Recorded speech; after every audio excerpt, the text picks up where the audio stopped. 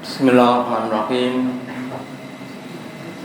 Assalamualaikum warahmatullahi wabarakatuh.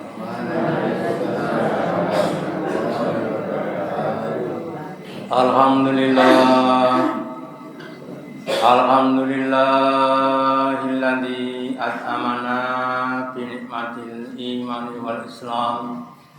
Asyhadu an la ilaha illallah wahdahu la syarikalah wa asyhadu anna Muhammadan abduhu wa rasuluhu la nabiyya wa la rasula ba'da. Allahumma shalli ala Muhammad wa ala ali Muhammad kama shallaita ala ali Ibrahim innaka Hamidum Majid wa barik ala Muhammad wa ala ali Muhammad kama barakta ala ali Ibrahim innaka Hamidum Majid. Qala Allah ta'ala fi kitabihil karim, a'udzu billahi minasy syaithanir rajim. Ya ayyuhalladzina amanu ittaqullaha haqqa tuqatih wa la tamutunna illa wa antum muslimun. Bapak Ibu hadirin yang dirahmati Allah Ta'ala, yang pertama dan utama, marilah kita selalu meningkatkan, menambah kesyukuran kita, keimanan dan ketakwaan Allah Ta'ala dengan menjalankan perintah-perintahnya dan menjauhi larangan-larangannya. Bapak Ibu hadirin yang dirahmati Allah, dalam sebuah hadis Nabi sabda bahwa sesungguhnya dalam jasad kita ini ada segumpal darah, yang kalau segumpal darah itu baik maka seluruh tubuh kita akan jadi baik, dan sebaliknya jika segumpal darah itu jelek maka seluruh tubuh akan menjadi jelek. Segumpal darah namanya hati. Sehingga dalam hati kita itu akan menentukan baik buruknya kita. Lah baiknya hati juga ditentukan dalam berbagai macam faktor.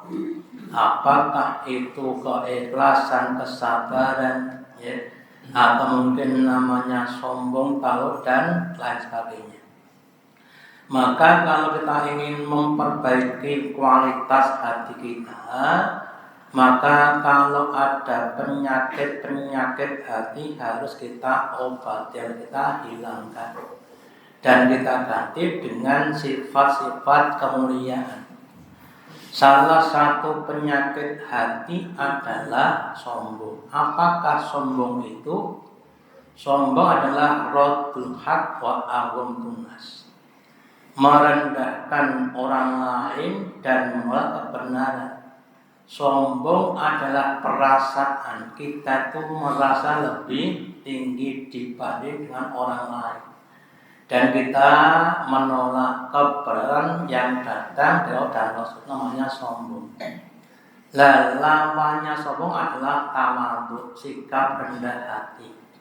Ketika diberi kenikmatan yang lebih, kita enggak merasa lebih dari orang lain, kita mengembalikan pada Allah Ta'ala. Oh, saya punya mobil bagus, saya punya uang banyak, hada min fadli Rabbi. Mobilku, uangku ini adalah fadilah dari Allah pada saya, bukan kehebatan saya. Ketika diberi kepandaian atau badan yang kokoh sudah begitu, ilmu saya adalah ada min fadli Rabbi, bukan kehebatan saya. Namanya orang-orang yang tahu. Maka Bapak Ibu, seandainya kita buat suatu siklus, suatu bandingan, ya, ini sebelah kiri adalah sombong, ini adalah tawadhu, ya. Kita harus berjalan dari sini ke sini, ya. Ada yang sampai 5%, 10% dan sebagainya, sampai di sini adalah orang-orang yang tawadhu. Nanti dengan adanya ketawadukan kita akan menjadi orang-orang yang mulia. Sebaliknya, kalau masih ada kesombongan itu akan direndahkan otaknya. Pada kesempatan kali ini saya mengingatkan kepada kita semua, termasuk saya, untuk waspada terhadap kesombongan dan berusaha untuk menjadi orang-orang yang tahu. Kita buat suatu ilustrasi atau gambaran dulu, ya. Seandainya ada suatu masjid yang akan menyelenggarakan sholat Jumat. Sholat Jumat sudah banyak jamaah yang datang. Menjelang 10 menit kok khotibnya belum datang. Oh, jadwalnya si A kok belum datang, si A kok belum ada. Ya, maka pada tak bingung, ya. Dan dinanti dulu. Ternyata pada waktunya masuk, kemudian khotibnya juga belum datang. Akhirnya kemudian panitia menawarkan pada beberapa jamaah untuk jadi khotib. Terus ada 3 orang yang ditawari untuk mengganti sebagai khotib. Orang pertanyaan berkata, wah saya nggak bisa. Betul saya nggak bisa, kalau dipaksa saya akan keluar dan sholat di masjid lain. Ya, namanya orang yang minder. Ya. Yang kedua, kalau cuma khotbah Jumat kecil, saya itu kan biasa ngisinya di mana-mana. Ya, itu namanya orang yang sombong. Yang ketiga, maaf, kalau ada yang lain silakan yang lain dulu. Tapi kalau nggak ada, ya insya Allah saya bisa. Namanya orang-orang yang tadi. Dari 3 orang ini, yang pertama namanya orang yang minder wadi, ya.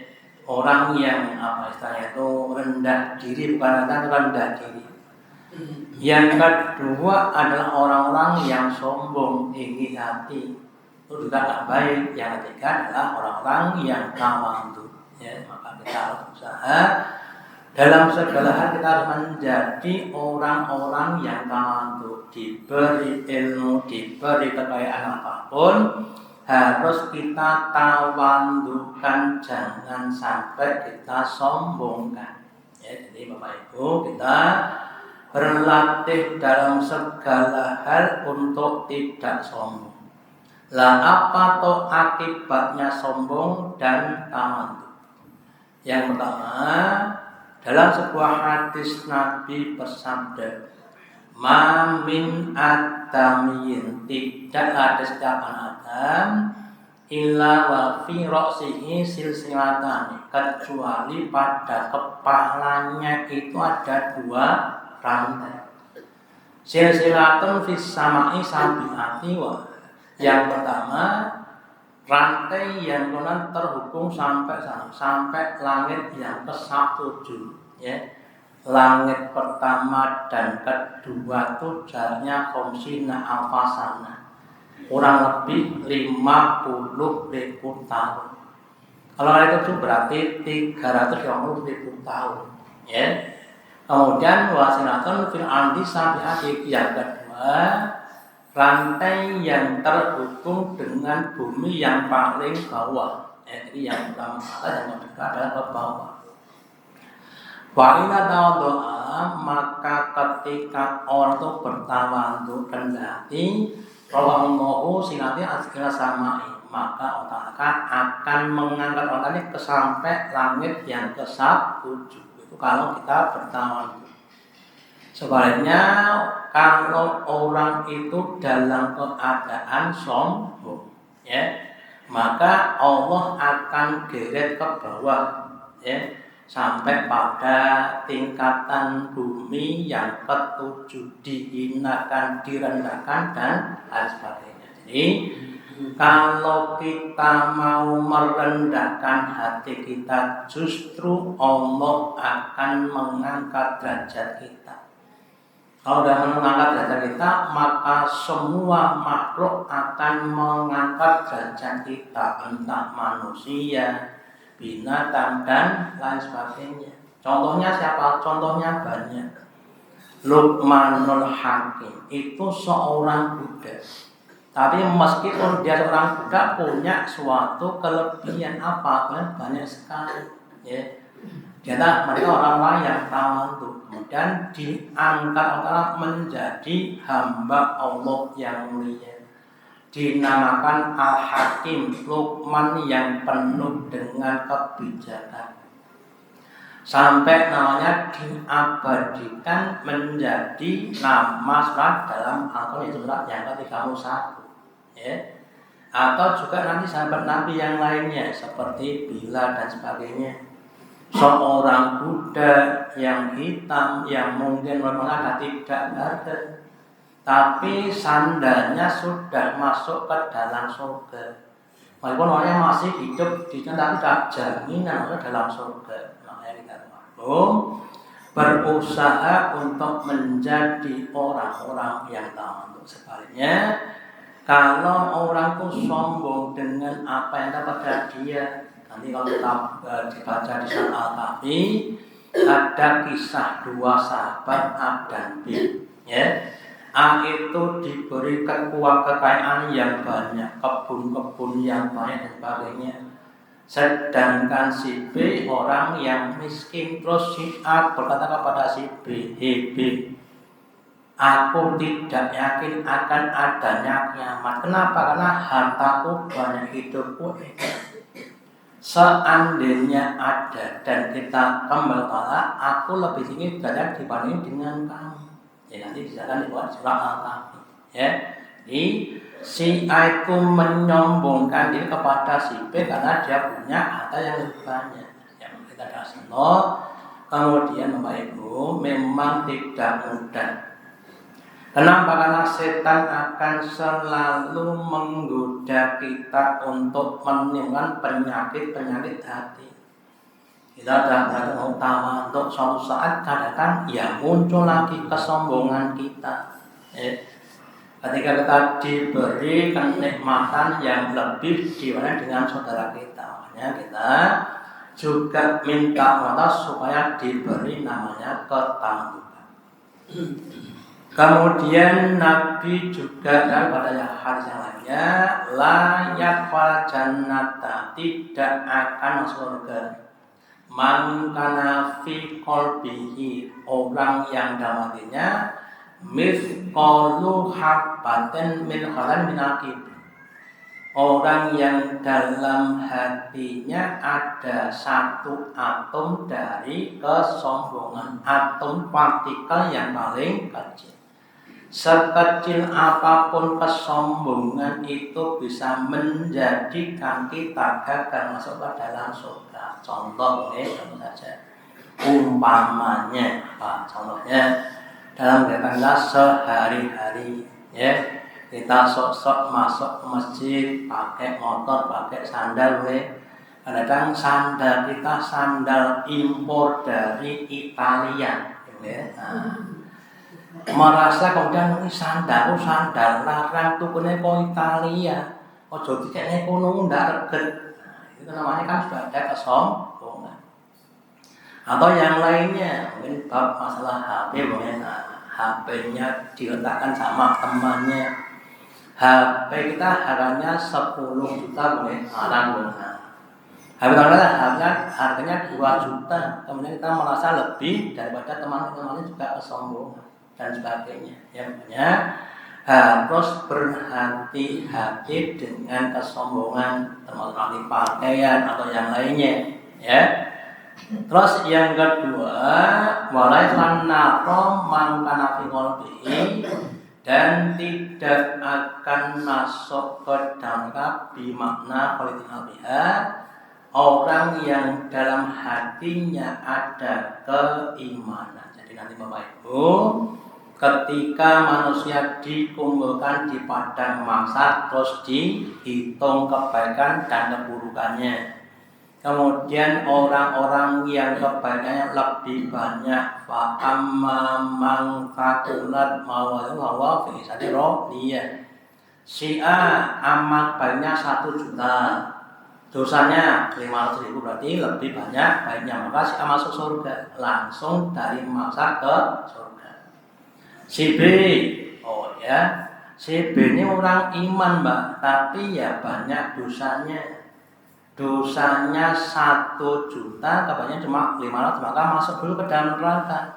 Ya, menghilangkan dosa yang masih ternyata dihilangkan. Dan kalau sudah hilang, baru masuk ke dalam surga.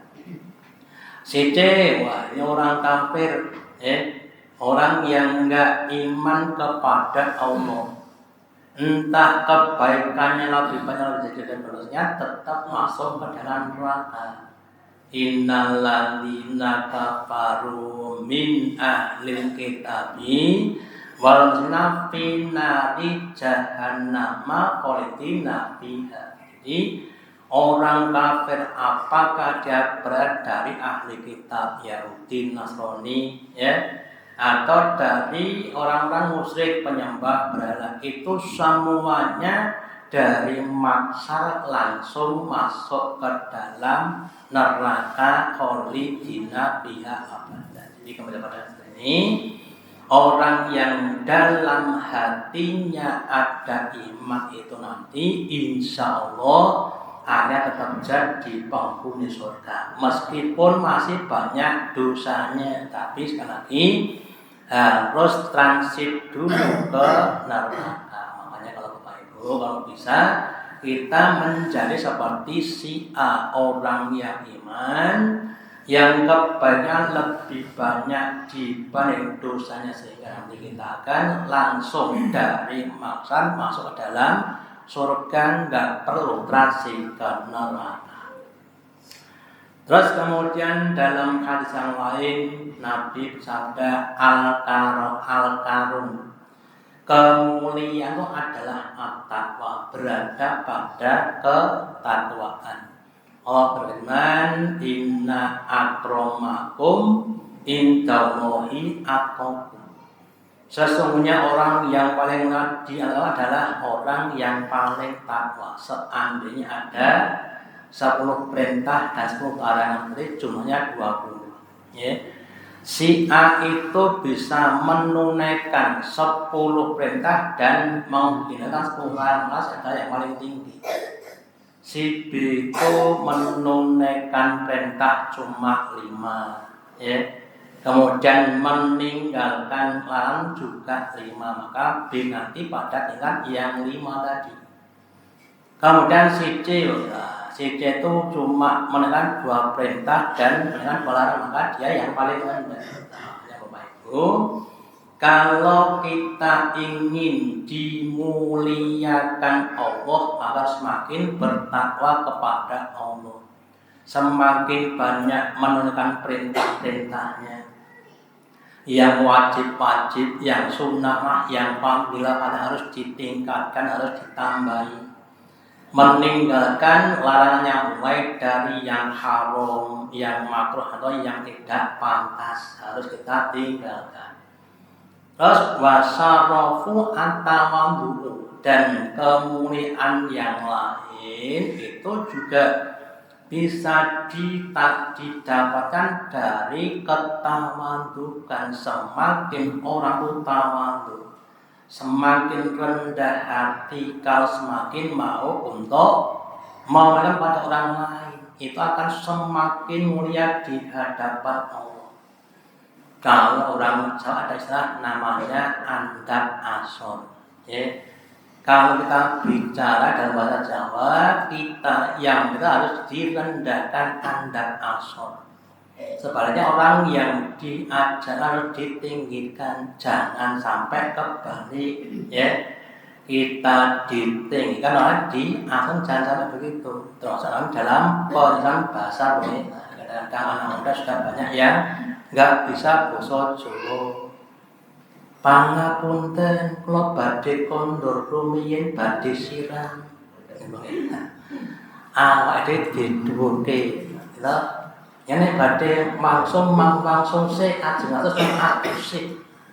Salah. Lha sebenarnya pangapunten kula tak langsung sik badhe atus.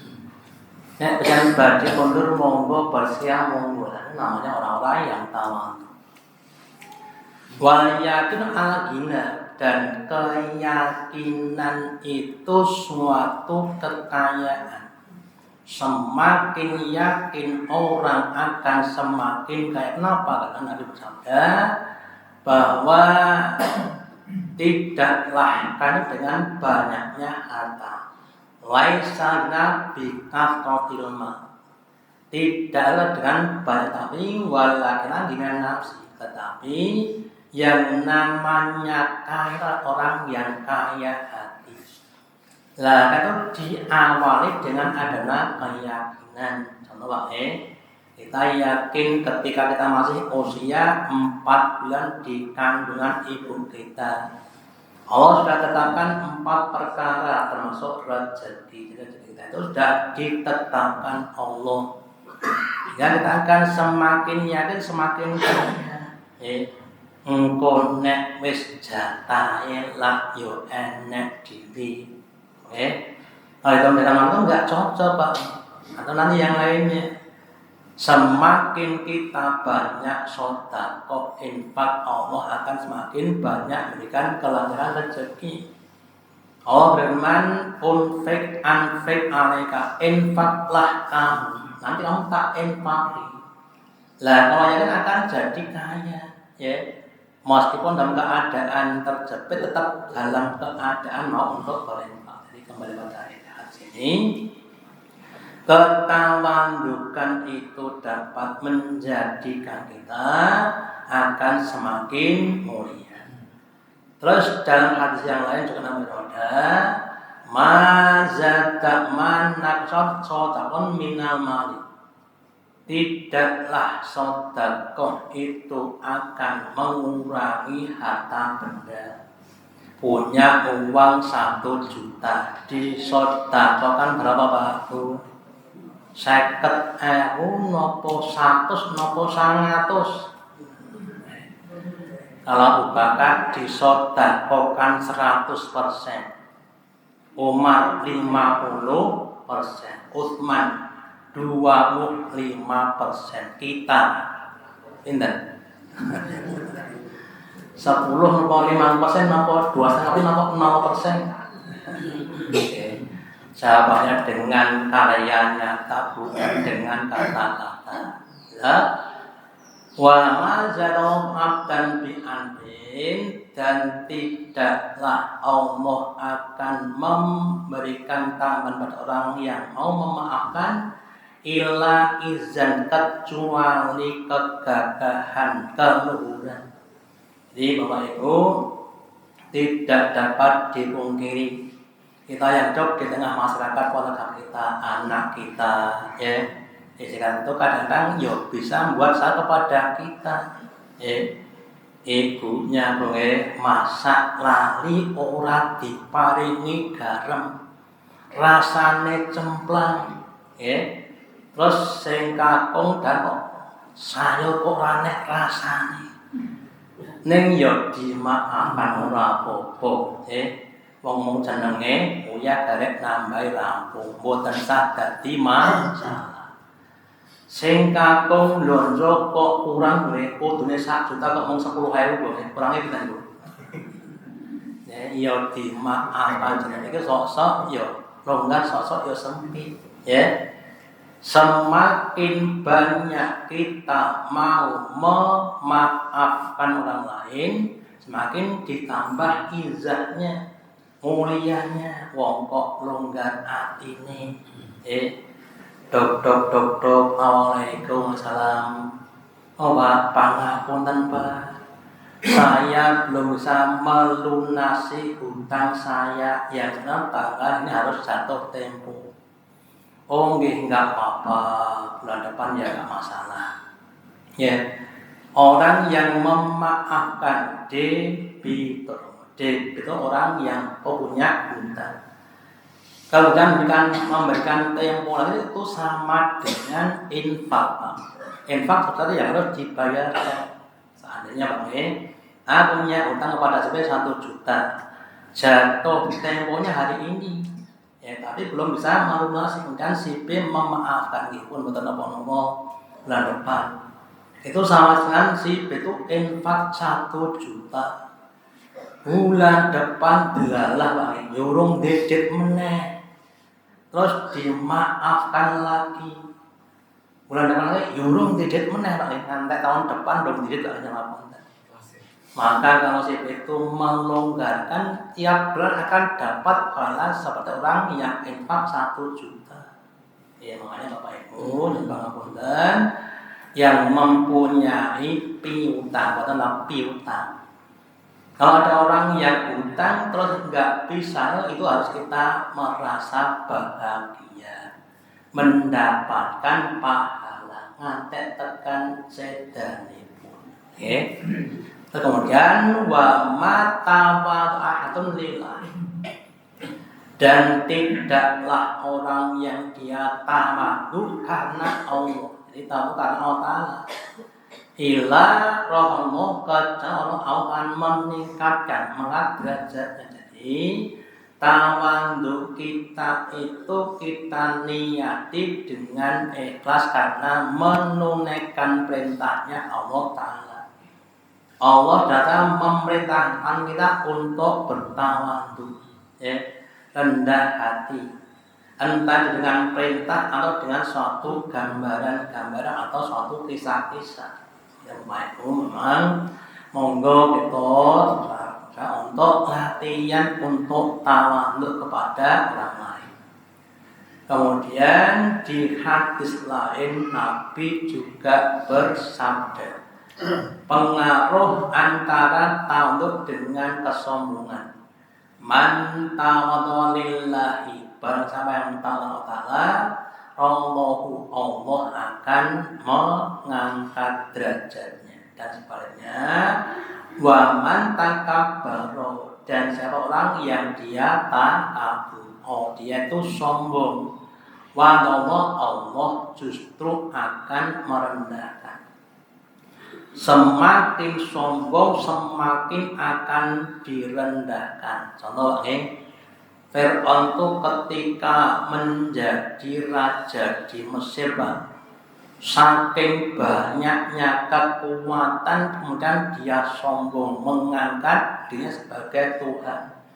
Ana rabbukumul a'la, orang Mesir, adalah Tuhanmu yang paling tinggi. Ya. Terus direndahkan Allah dengan cara dimatikan, dimasukkan dalam laut, namanya sekarang Laut Merah Pak, bersama pasukannya, bersama senjata-senjatanya. Saudaranya namanya Korun, orang yang paling kaya Pak.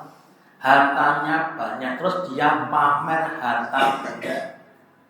Terus Allah bukakan bumi Pak, kemudian mereka jatuh ke dasar bumi, terus diimpit bumi, ya.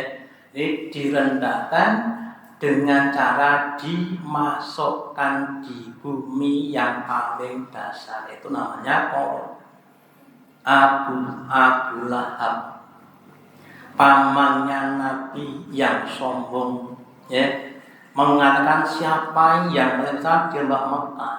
Kemudian Abu Lahab itu matinya dalam keadaan hina, matinya kena penyakit yang sangat-sangat menjijikkan. Nggak ada orang yang mau menyentuh tubuhnya, sehingga tidak dimandikan, tidak dikafani. Dari tempat itu langsung dijungkengi gini, kemudian dicutik pakai kayu Pak, sampai masuk ke liang lahat. Lebih rendah dibanding dengan walang nih. Dalang niku nek mati dipendem napa dibuang Pak? Dalang niku nek mati dipendem napa dibuang? Dalang niku kadal kali walang. Nek mati dibuang nek rasa dipendem. Nah nek Pak dalang lagi temelih, nggih. Dalang kadal kali walang. Mati nggih dibuang wonten sak dipendem. Wah, nek kadal mati harus diduduk. Ini guyonan. Ini untuk menunjukkan Orang yang dia itu semakin sombong akan semakin dihinakan Allah. Nah, tentang kita Bapak Ibu, mari kita lagi berlatih. Menghilangkan sombong itu enggak mudah. Maka perlu namanya latihan. Jadi untuk tawadhu itu tidak mudah. Perlu namanya latihan. Ya, kalau di Jawa ada namanya tadi andap asor. Kalau bicara latihan sing andap asor, ya. Kemudian dalam Islam juga begitu, ya. Nabi kita, Nabi Muhammad itu tidak merasa hina ketika dia harus membantu istrinya mencuci piring, ya. Nabi kok isa-isa, bukan masalah. Ustaz kok isa-isa, bukan masalah. Gitu, atau nanti yang lainnya. Nabi kita itu kadang juga menyapa pada anak-anak kecil, lebih kabari, ya. Itu adalah Nabi kita, Bapak Ibu. Kita jangan ngomong itu, jangan merasa rendah kalau kita harus membantu istri kita, isa-isa atau yang lainnya, ya.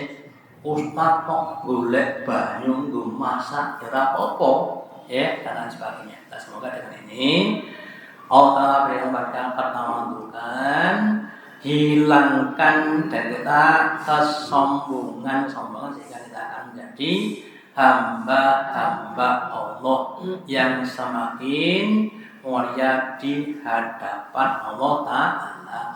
Jadi saya sampaikan semoga ada manfaatnya. Allahumma taqabbal minna innaka antas samiul alim.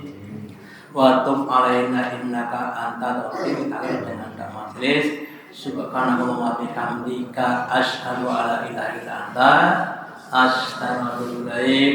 Wassalamualaikum warahmatullahi wabarakatuh.